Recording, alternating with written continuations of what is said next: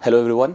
Today it's a very proud moment for us to welcome one of our students from GS Studies program, and student is Shubhankar. He has secured All India rank 52 in the recently concluded examination for CSE 2025. So welcome Shubhankar. Thank you so much. So how are you feeling, Shubhankar? Sir, it's a very mixed feeling. It hasn't sunk in yet, Yes. but I'm also very relieved and happy. And every friend of mine and my parents and my family members are extremely proud. So that's a very relaxing sight to see. And apart from that, whenever I see a prelims question or a mains question now, there is a sigh of relief that I don't have to solve it immediately and my heart does not skip a beat. You are already through it, means ab hone do jo ho raha hai. Yes, okay, I don't have to solve these questions. Yes, sir, definitely. Okay, so Shubhankar, you must be very busy these days. You are getting various calls as you were telling. So are you able to get some time to relax for yourself and to spend some of your time with the family members? No, sir. It's been hectic. I'm also working. Yes. So Monday to Friday I'm at my job, and then weekends I try to meet my educators as well as people who help me throughout the journey. Yes. And I try to spend time with my family, but it's barely anything compared to how much I want to spend with them, right? So Shubhankar, you got a rank of 52. Means it's a highly commendable task that you have achieved. So can you tell us, or through our audience, that what really clicked for you this time, which you could not do in the previous attempts? So what really worked for you? Yes, sir. So 2023 I couldn't clear prelims. 2024 I cleared all stages except the interview. I couldn't make it to the final list. Okay. This year I focused, so prelims I only prepared in 30 days after the final result of 2024. Okay. So there was a particular MCQ solving oriented mindset that had been developed in my 2024 attempt itself that helped me get through within 30 days. In mains, I noticed that I needed to increase my score, and I noticed after seeing mark sheets as well as answers of previous year toppers that crossing the 800 mark is pretty much essential to secure your name in the final list, and then the rest of it is decided by the interview marks. So I was fairly short in both mains and interview last year. So I did not try to hyper focus on one particular subject or one particular paper. My philosophy was to give equal attention to all the papers and increase marks slightly by 5 to 10 marks in each paper, and that helped me so that cross. Incremental gain that you are focusing on, accumulatively it has given you a good rank. Yes. Okay, it has pushed you. Okay, that could not happen in the last Yes. attempt in which you gave the interview also. Okay, Shubhankar, one more question I'll ask you, means in the initial part, that to whom you would want to give the credit for this success? Means everyone who is attaining this success, and because it's a long journey, means it's not a journey which is going to end in few months. It takes some years sometimes. Okay, and for you also, you started from 22 onwards, and it's almost 26 now. So for the last 4 years, there must be many people, okay, from your parents to other friends, okay. So to whom you think that the major credit goes to? Of course to parents, but apart from parents also, to whom you think that major credit goes to? Sir, I beg to differ in the sense that it would be wrong to name one person. Yes. There is one philosophy I am very clear with, that there is no such thing as a self-made man, and a man is made of 1,000 others. Yes. So even my parents were mentioning after seeing my friends, they came to visit me on the final day, on the result day, and he said that, okay, you have achieved a particular rank, but all the love and attention as well as the affection that I have received, it was so pure that my father said that the rank is a secondary achievement, but the relationships that you have built throughout this process is what makes you a real winner, and I stick by that. So particularly I should not name anyone, because the people I don't name might be after me after Yes, that. of course. So there is in a way you are saying that there is a whole ecosystem which supports you. Yes. And you cannot pick and choose that there is a particular person or there is a particular personality which made me. Okay, rather than I am the product of the ecosystem. Yes. Okay, and everyone is supporting. Of course, then only you are able to chart out this kind of longer journey. Of course. So Shubhankar, one more thing that I want to ask you at this stage is that what was that exact feeling that you got? Okay, it's a very cliche question, everyone asks the same thing. Okay, but still it's very important that what is that exact feeling that you got? You got excited, you got emotional, okay, you started shouting, many kind of response we have, any kind of stimuli we respond to. Okay, so what kind of exact response you were having, or you became numb ki okay, ye kya ho gaya? when the results came, sir, I hope my manager does not see this, but I was constantly monitoring the website to see the result because I was very anxious a week before that. In fact, Holi also was not very pleasant, even though I had family around, because there was a kind lot of of pressure on my nervousness, mind. Yes, sir. But after I saw that, I made sure that I double check, triple check. Firstly, because it's like first by name, then by roll मेरा number. selection हो गया है करके एकदम अच्छे से. And then I just took a moment, and then while I was going outside to call my parents on the stairs only, there was a lot of emotions. There were happy tears, and my parents on the other side, my bua and happened to be in town. They were all together at that time. So when I called them, and they were pretty happy, and a lot of people started crying out of happiness as well. And after that, I think for half an hour I called all the friends that are associated with me, everyone, and I talked to them, and they were like, some people cried, some people were jumping out of their places. So it was a very sweet moment, all in all, with a lot of happy tears and emotions. So it became a family celebration, means everyone was near in the town itself. Yes. Okay. So Shubhankar, shall we shift towards your background now? Okay. Sure. So let us look into your background. So you are coming from an engineering background, as you were telling that you are electronics engineer, okay, and you have a domain expertise in nanotechnology. Okay. Data science. Okay, on data science. Yes. Okay, so you have a domain expertise in data science. So, and you are working also.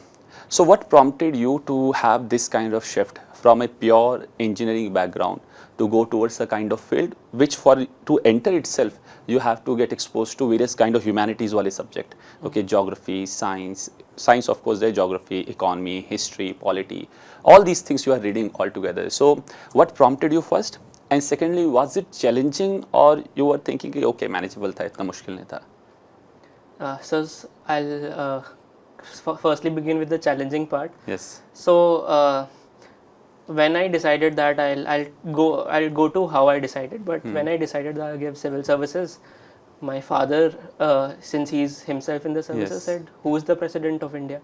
And that I named someone who was not the president of India, who was previously but at not that time. Okay. And he was like, "Are you sure you want to give it?" So this is how I started. So definitely everything was a challenge, and if someone asks me to go through history or polity again, so I will be very stressed. I think I have cleared the exam, but I in no way consider myself proficient yet. There's a lot to learn in these subjects. Coming to the shift from engineering and how I got motivated, sir, it was COVID period. Even though I was a DevOps engineer, I was working from home, and my father is since I mentioned is already in the services, so inspiration was right at home. That I saw the kind of work he did, and there was one instance where due to some production issues in the coding part, I had to log in at 9 in the morning, and I logged out next day 7 in the morning without any break. And my father very simply and smilingly said ki, since you are working so hard for a company, why don't you try to dedicate these many hours to yourself and your future? Yes. It's the only thing that said, and that flipped the switch. And I was like, sure, I should try it. And this is how I got into this particular services, and I got into the habit of and the process of preparing for UPSC. And then everything I found challenging, and that's why initially I needed guidance. So for optional, I decided that I'll take geography, since electronics and communication is not a subject which you can choose for optional. This syllabus. Yes, sir. And I needed guidance for GS as well, so I became the part of the classroom program for both, for Vajiram and. So the base building part has been done here. Then here only. So what do you suggest, means because this decision of you to go for UPSC exam, it was not something which was very thoughtful initially, means it's not that you are preparing for it from the college itself. It's something, some events happened and you got prompted that yes, I will go for UPSC, and then you started preparing very well. So what do you think, how much time these students should contribute to these kind of things, means whether they should be very much clear in their mind right from the first instance, or even if after going for work, because you are also professional, okay, then also if some kind of insight is coming, this I should do something for the country, or I should prepare for exam which I will be in a position that I can contribute positively to the country's development. So even that can work. Means what do you think, what's the right kind of stage at which we should frame our mind that whether we should get mature enough to understand the thing, or even if you are preparing from college, that would also work. Miss, So, what are your views regarding that? so the minimum age required to become an officer is 21 years. Yes. So that itself explains that the commission is seeking young officers, and they have this particular motto of catch them young and train them well. Yes. Having said that, everybody has a different scenario, be it at home, at education, or even in their personal lives.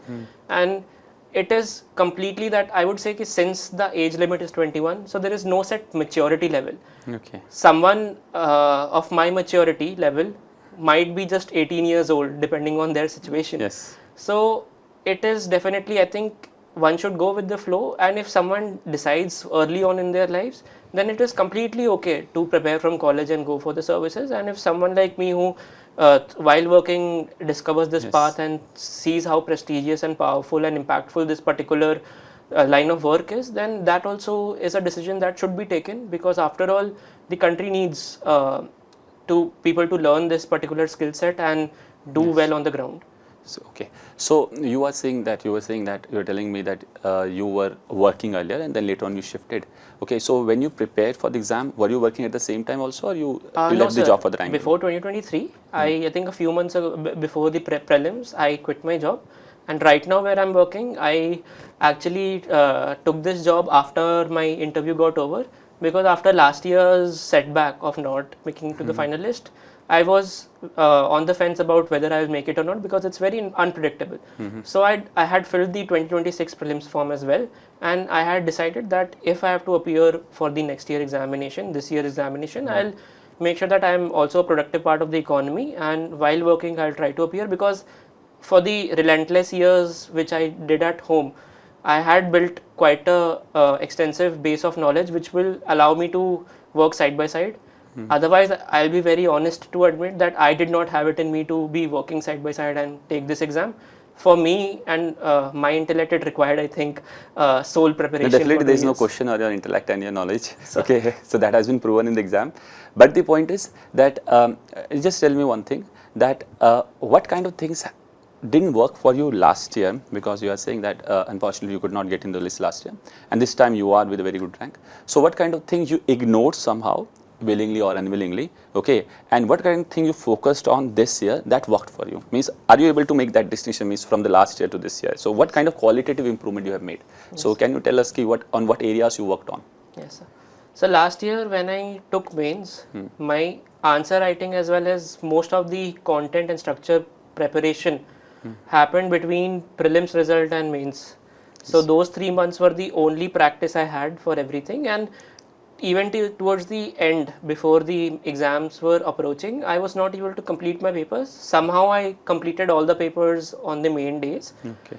So the lack of practice was there. There was the value addition was subpar in my opinion, and I couldn't focus on the kingmakers, which are the essay and ethics. Okay. So I think this time I have done fairly well, at least in ethics. Essay is still only a slight improvement, okay, but I focused a lot on these two subjects, and that's what fared well for me. Okay, so Shubhankar, as you are telling about different subjects, let's come to the strategies for different subjects and different stages also. Sir. Okay, so let's start with prelims, then we'll go to mains, and we'll look into some different subjects, and then we'll come to interview.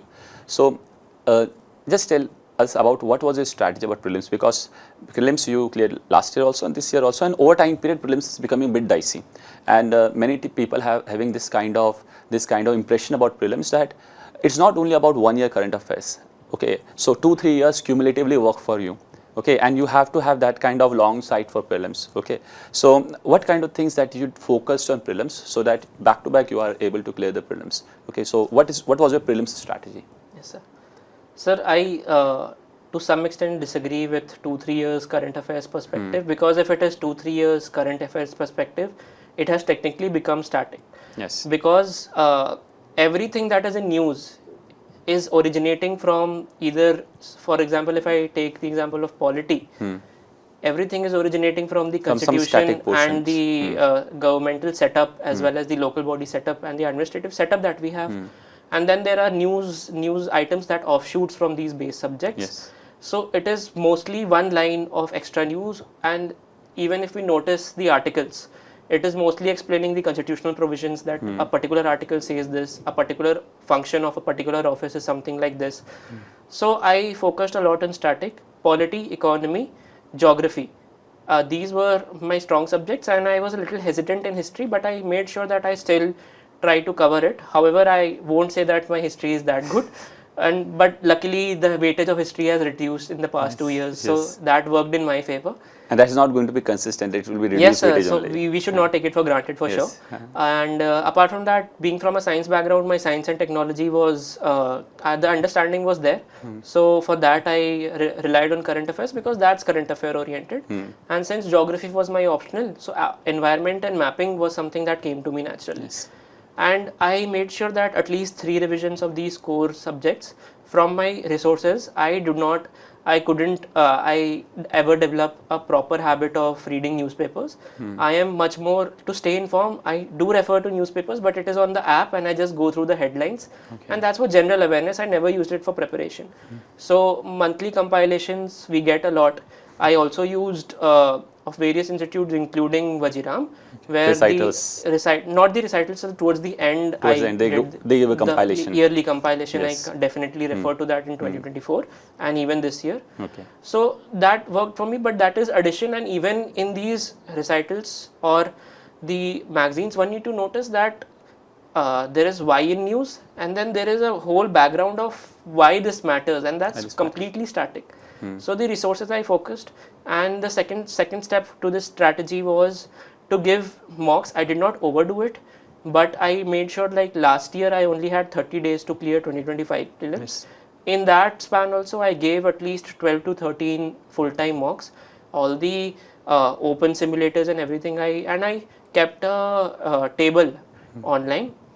I tracked my score, and then whichever basic questions that I was getting wrong, I used to note it down, and that was my revision strategy. So the next day when I am sitting to study after that particular mock, I'll firstly focus only on those points on those topics that I did wrong in my mock.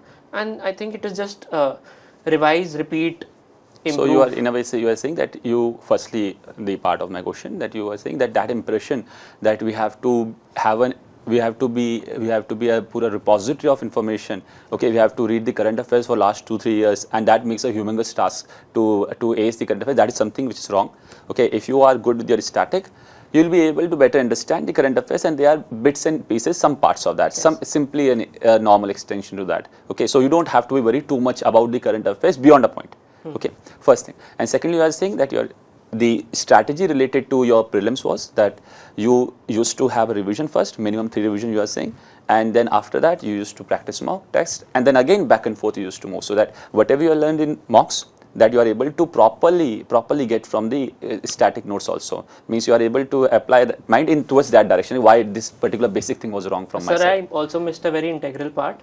Between the cycles of revisions, there was also like reiteration of all the previous year questions till 1995. PYQs, yeah, of course. So there was a time when for the book that I had for previous year question, I knew which question was exactly on which page and on which corner of the page.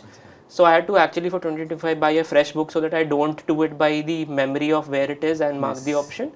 So the lesson I took from this is that in 2023 when I couldn't clear prelims, previous year questions were fairly ignored by me.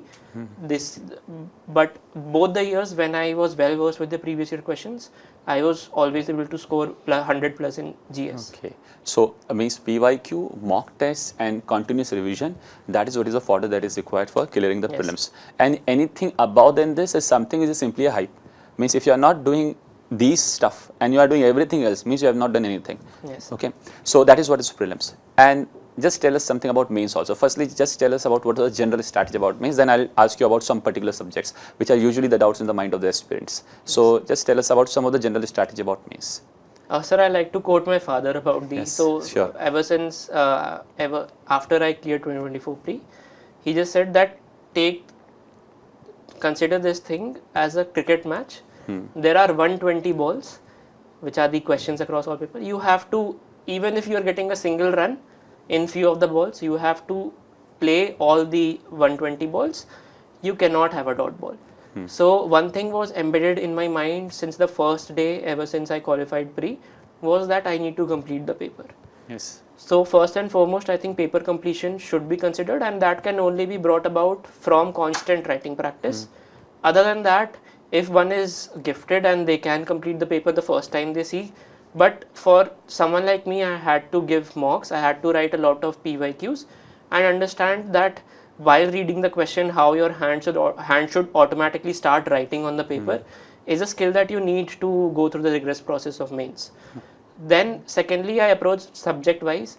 I made sure that the syllabus was always there and I used to refer to it every morning, and that helped me because geography was my optional and a lot of significant parts of GS1 and GS3 were overlapped with this particular so I planned in a way where there is no overlap. I should focus that and optional together, and in my 8 to 10 hour day it was 50-50 optional and then GS, optional and GS I used to do, and then in every day I aimed to, but very honestly I couldn't. But in a week I was writing around 20 to 25 previous year questions before attempting mocks, and I used to sit down and did not used to time it because I had to also establish that what kind of a structure is required.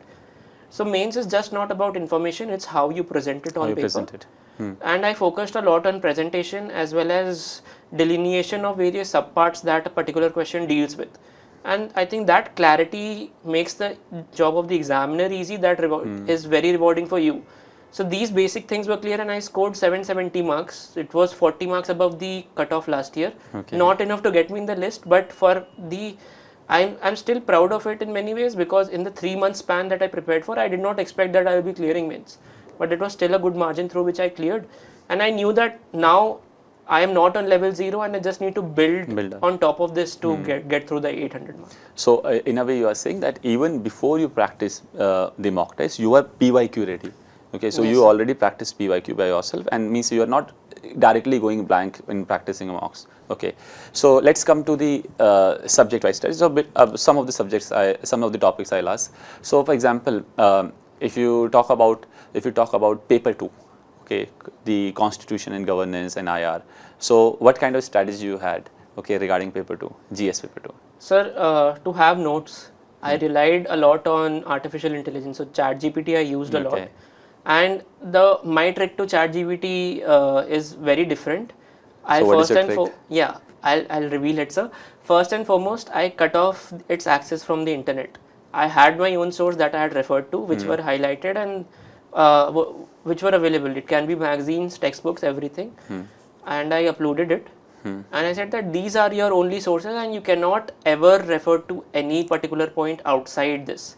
Okay. And so it works like that also. Yeah, okay. you have to be a little adamant. Your domain expertise here. Yes, sir. Okay. So you have to be adamant because it does disobey you a lot and it causes a lot of frustration. But then after that, I just used previous year questions. So like topic wise, there was, for example, India and its neighborhood in IR. There were all the neighbors.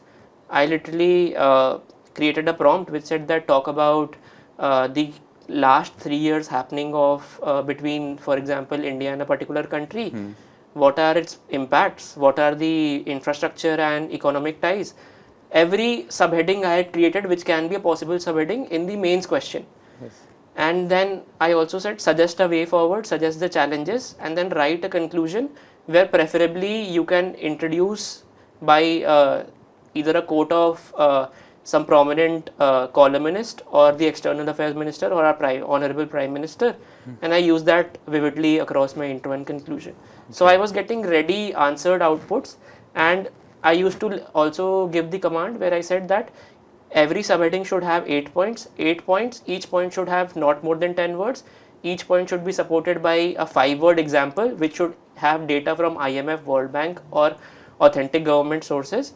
And that's it, sir. And this is what is used in GS paper 1 also, 2 across also, 3 all also, papers I used. So my prompt was at least 200, 300 words long. Okay. It was like a paragraph, and I used to upload it. So you had some repository of information, then you smartly curated it with the help of Yes, sir. ChatGPT. And that was easy for revision. After. Easy for revision. Okay. And what about ethics? Means many people remain confused about ethics. Okay. And sometimes there's a great hype here. Okay. You have, some people say that you have to mention the real philosophers. Okay. While you answering the question, some people say it's your own paper.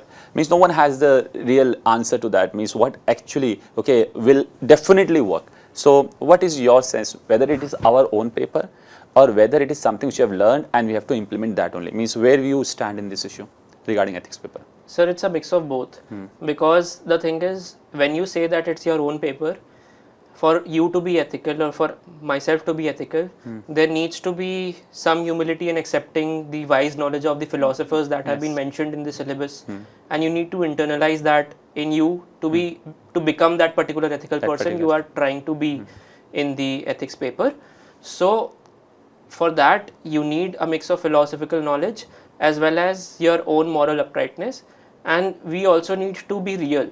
Yes. There are a lot of, in last attempt I remember I used to take a very idealistic approach that's nowhere possible in the real world It's not scenario. practical. Means, This time I made sure that morally the best approach has been taken, but I certainly mentioned that whatever reality is there should be mentioned as a challenge in my ethics paper.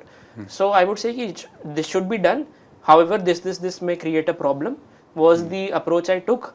Apart from that, I thoroughly prepared philosophers and thinkers beyond what's mentioned in the syllabus, and I used AI again. So Maslow's hierarchy of need and a lot of other, I am unable to recall. Self-actualization, that goes till Yes, self-actualization. Okay. And even some interesting behavioral experiments like Stanford prison experiment of 1970. These were the things I looked up, and also picked up some new theories that I had found from previous year toppers copies. I created a table So again from you liberally ChatGPT. accepted the information, means even beyond syllabus you went and you accepted the philosophers and the new kind of thinking and research that is going on, and you quoted all those things. I made sure that for case studies, especially 2 to 3, I would quote, but very honestly, it becomes very tough. So at least 1 to 2 I was able to do in all the case studies this time, and I've scored fairly. And it worked relative This to the last time year. there's a significant Difference. Okay. And what about the other kingmaker that you're talking about, essay? Sir, I'm not the best person to advise But about still. it. But yes, sir, essay is about structure and flow of thoughts. And I think when I said that I have not been a newspaper reader, that somewhere is accountable for me not scoring that good or phenomenal in essay.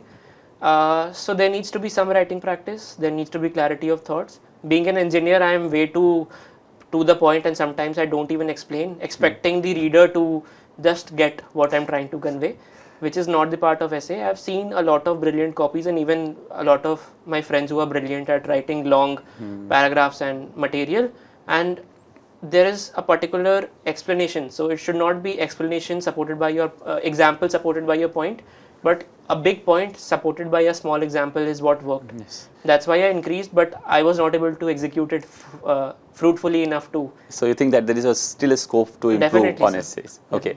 And let's come to your optional. So you were saying that you were enrolled here in Vajiram and Ravi optional course, apart from the GS and apart from other courses. So how did you prepare for the optional? Means what do you think that what clicked you for this time as compared to the last time, or the marks were consistent enough? Means in both There cases? was only a 10-mark increase. 10 mark So increase. last year also I scored fairly well in optional. Sir, the base notes were mostly from what I took from the classes. Class notes. Yes. However, there were some gaps that I then filled from the reference textbooks that were mentioned to me at the start of the course itself. That took time. Last year, I did not have much practice about optional because I focused a lot on writing answers for GS.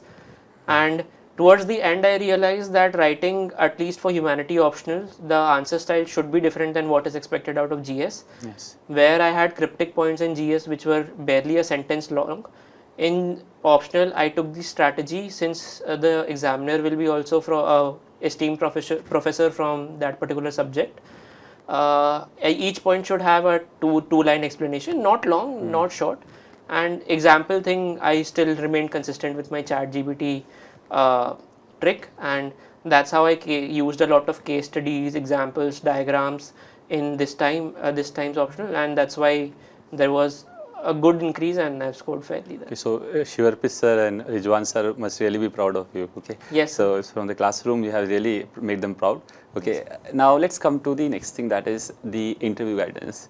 Okay. So you were telling me while you were coming here that interview guidance, this time you did not practice much. You were short of time. Yes. Last year you practiced, and you also took some of the advice from our beloved sir Ravindran sir. Okay, so what kind of thing worked for you this time in interview, and was there any significant difference between the interview marks also, as you have seen in the GS papers? So the maximum increase is in interview.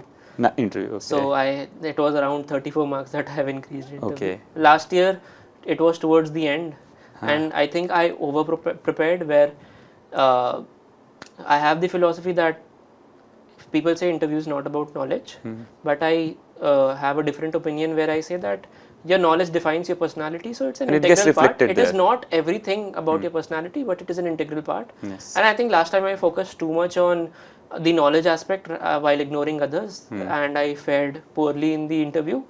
This year, but I think I consider it luck now that the notification came on, I think, 3rd or 4th of December, and my interview was on 8th of December, the first day. So I barely had any time. I just revised what was there in my DAF, and I took help of my friends a lot. They helped me a lot to help me run through the current affairs, because me being me was not regular with newspapers despite knowing that I've cleared mains again. Yes. They helped me a lot. They made documents for me, and I think they were up all night till for the 5 days by my side. And it was very raw and rough, and a few of the mock panels which were available, because of the paucity of time I attended, and I went very unfiltered and the way I am. So my original personality was in the real interview. Yes, sir. Yes. My original personality was on the brim, and this time I've scored pretty decent in interview. So that's what worked, I think, sir. Naturally, the whole objective of this exam is to develop a particular knowledge base, and once you have developed it, side by side already polishes your personality. Yes, of course. So if you take it side by side and let it take its course, then you will be already prepared for interview. The only thing is that in the DAF that you mentioned, every word you should be knowing, because the biggest negative that can, in my opinion, be in the interview is if you cannot defend anything about your own self, be it your own graduation subject or the place you belong to. If you fumble there, then there is an impression that, if a person does not know about this, then they are not sincere enough to be made officers, and that's why the esteemed interview panels might score you a little harshly. Otherwise, so it's fairly simple. For you, it worked that you went a bit raw, yes, okay, a bit completely your personality instead of artificially polishing it somehow. Yes. Okay, and whatever your knowledge is, that will definitely get reflected there, and that is for you, according to you, that is what you think that is being awarded this time. Yes. Okay, a bit decently. Now let's come towards the end of the discussion, Shubhankar. So if you want to give some advice to the aspirants, okay, who are preparing for this exam, now what kind of 2-3 key advices you would give them so that they can make this exam journey a bit shorter and also effective? Okay, so what is something which you have learned in the last 3-4 years while you prepared for the exam? If you see a kind of, we see a helicopter framework, that if you see from the top, okay, this is what has worked for me, this is what, and you sometimes when you see your journey, sometimes you laugh, sometimes you think that, okay, what was I doing? Okay, so what kind of thing that you have learned from the exam, the crux of this, key learnings from this examination process? Sir, in my opinion, firstly, is what everyone says: stick to your resources. I had made the mistake sometimes to switch resources. Most of the time it did not work, sometimes it did, but sticking to resources always works. Previous year questions is your Bible, and we need to religiously follow it, and we need to believe in ourselves, because it is a long journey. 1 year can be long for someone and can be short. Quite subjective. So it does, but just need to believe in yourself, and apart from the exam, there's a world out there, and I would strongly advise against cutting yourself out from people around you, your social life. you need to make a balance, because maybe you sacrifice everything and make it, but then when the real journey begins, you will have to relearn your socialization, Yes. as well as how to lead a balanced life. So there is a learning as well as solace that comes with family and friends and the things you love. So you got to balance both and take care of your health, because this exam not only demands a lot of brain power, but Yes. it also changes you physically. So you need to fight it back and make sure you maintain a particular level of fitness, yeah. so that So it should not be a completely isolation driven exercise, that because I'm preparing for the exam, so I don't have to be I have to completely unaware of the environment in I which was I'm never isolated, Okay. sir. I love video games, so I used to play Okay, video so games. you were saying you love video game and you are going to play after this Oh, to this definitely, sir. podcast. I Okay. love football. I have also been on a trip with my friends. And you were regular with these things while preparing for Yes, sir. exams. Like after a lot of study hours and when there is brain fog, I used to call up my friends and we used to go out. There are times when I used to sleep over at their place as well. So that all always went along. Life does not stop, and you Yes. should not intentionally stop it either. And rather that adds productivity to Yes, your sir. whatever you are going to do, Yes, rather than sir. simply being focused on ki I don't have to meet anyone. Okay, that additionally puts a burden, and that Yes. reduces your productivity and efficiency Yes. while preparing for this. Okay, and one more thing I want to ask. So, what are your good memories of the GS classroom programs? Means, what do you think? Ki how far it has helped you in clicking this exam? Okay, whether it's a GS classroom program or whether it's optional, you're also the part of the open mock test. So we are conducting open mock tests these days. So what kind of advice you would want to give to the aspirant to get maximum from these kind of open mock tests? So let's start from the GS classroom program. Yes, sir. So GS classroom, I attended a lot, and maybe due to my own policies, I wasn't able to completely be in tune with them. So I switched a few references, but I would definitely like to mention the geography optional, because the clarity that Manocha sir, Rizwan sir, Vaishali ma'am and Shivarpit sir gave, Yes. and the base that they created me for being an engineer and coming to this particular field, that's what helped me improve and value add. And with the simplicity that they explained and how they were so proactive in addressing doubts even when I was an online student, is something that I appreciate.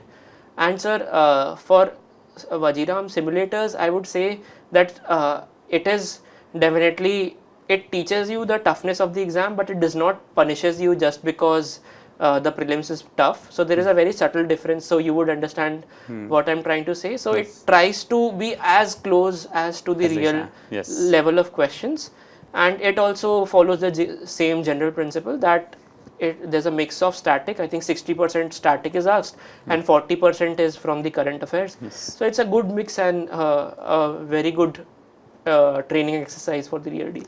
So I'll again congratulate you from Thank the you so much. Vajiram family, and I hope that you will become a really proud officer for us. Okay, you'll really contribute to the economic development of the country. Definitely, sir. Okay, thank you, Thank you, Shubhankar. sir. Thank you.